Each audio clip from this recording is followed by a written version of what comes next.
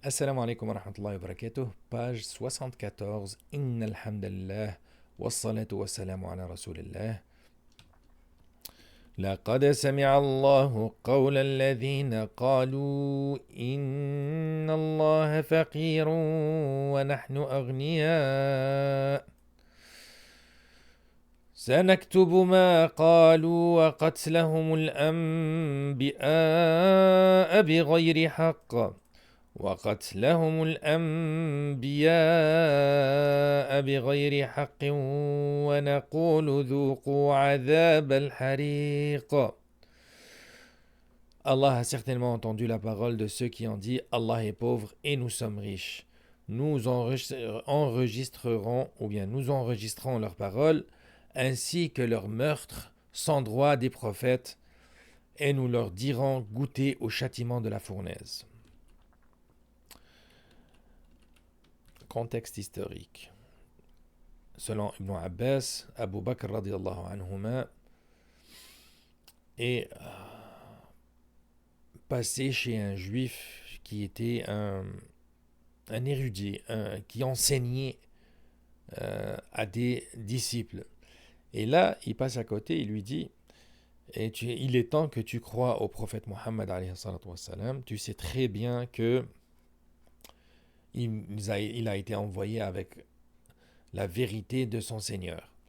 Et là, il lui dit, pourquoi je vais croire à un Seigneur ou à un Dieu qui est pauvre et qui nous demande de lui prêter de l'argent, en faisant référence à la ayah de Surat al-Baqarah, Man dalladhi yuqridu Allah qardan hasana, voulant dire celui quiconque qui prête de l'argent à Allah, voulant dire qui donne une aumône, ou bien donne une charité, ou bien dépense dans le sentier d'Allah.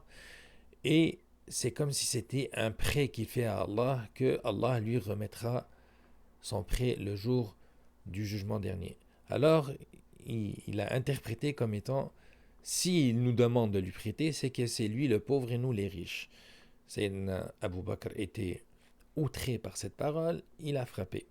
Et donc le juif a été porté plainte auprès du prophète alayhi salatu wassalam, comme quoi il a été agressé physiquement par Abu Bakr.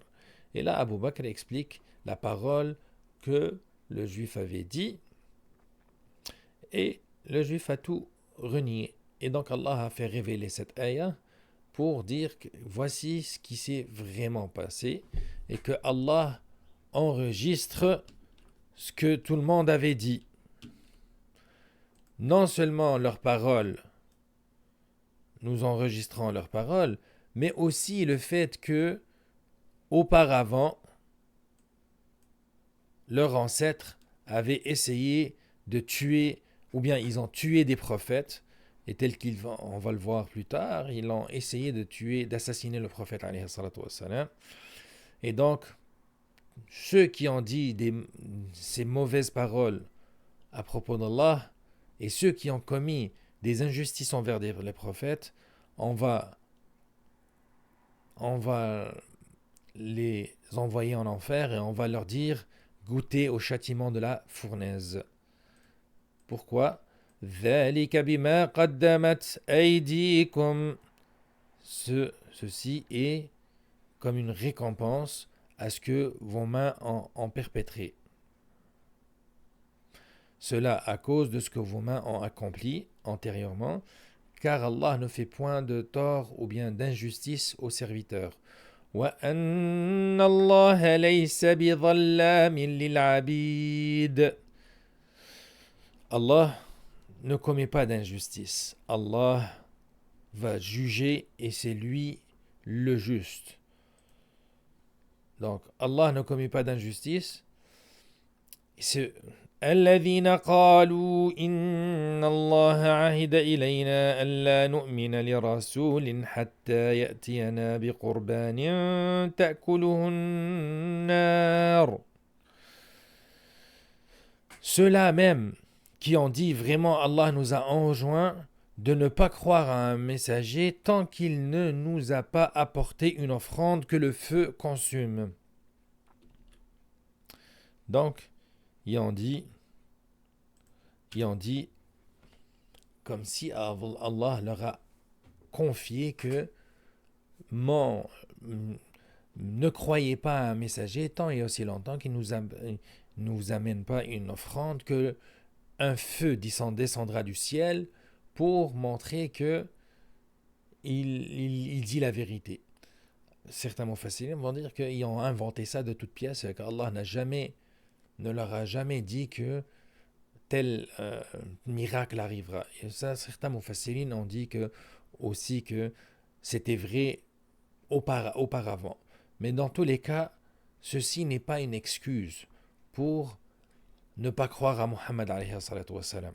Et c'est pour ça que Allah lui dit Qul, c'est-à-dire dis-leur Muhammad, dis-leur قد جاءكم رسل من قبلي بالبينات وبالذي قلتم قد جاءكم رسل من قبلي بالبينات وبالذي قلتم.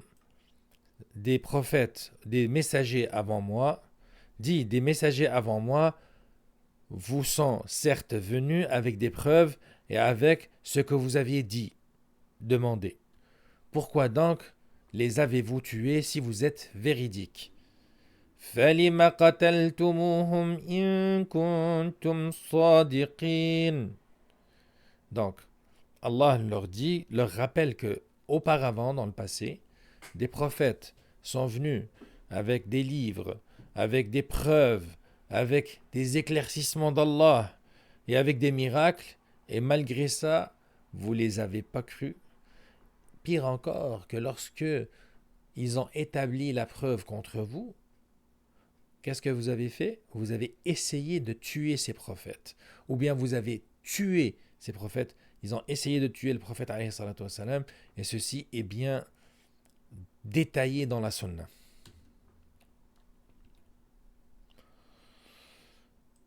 Ensuite, Allah console un peu son prophète en lui disant فَإِن كَذَّبُوكَ فَقَدْ كُذِّبَ رُسُلٌ مِّن قَبْلِكَ.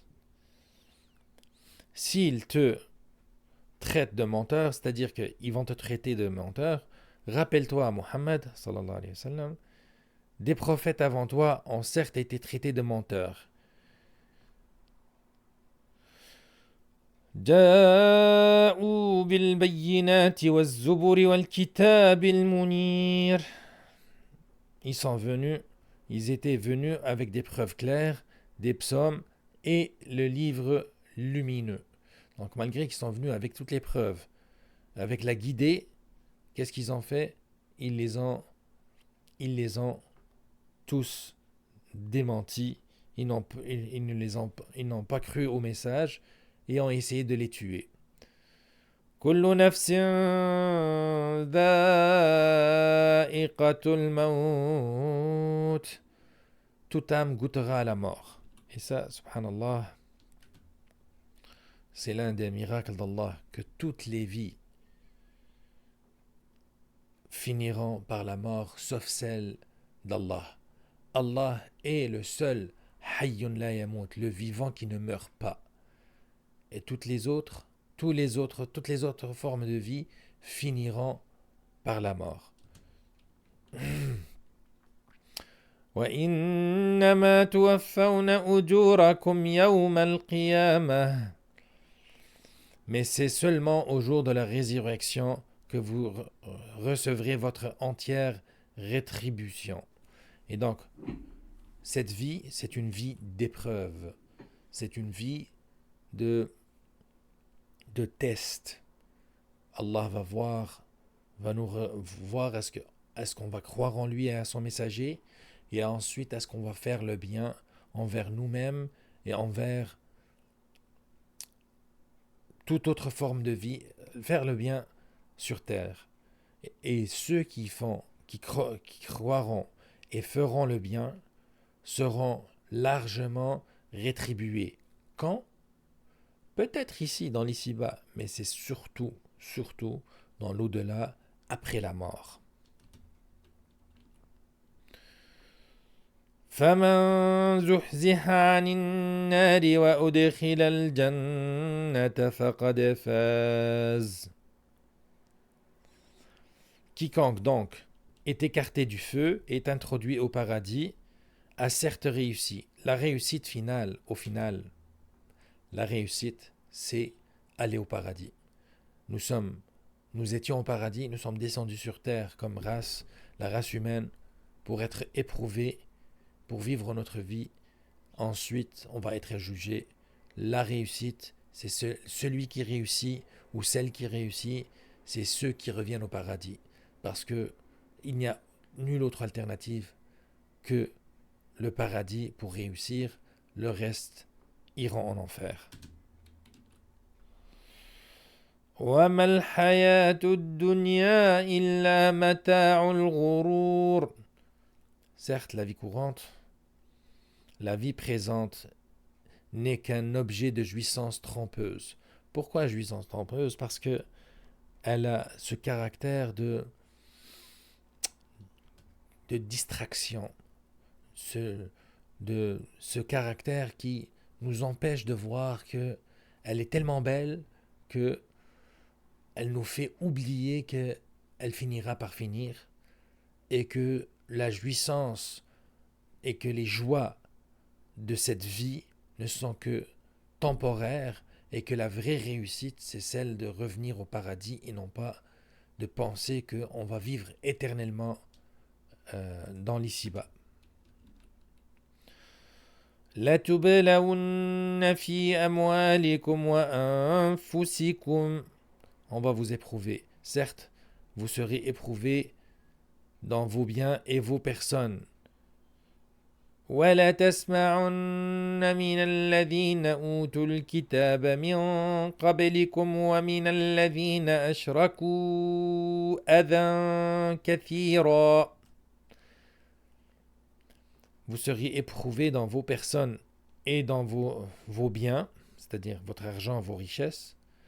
Et certes, vous entendrez de la part de ceux à qui le livre a été donné avant vous, c'est-à-dire les juifs et les chrétiens, et de la part des associateurs, les polythéistes, ceux qui croient en plusieurs divinités, beaucoup de propos désagréables.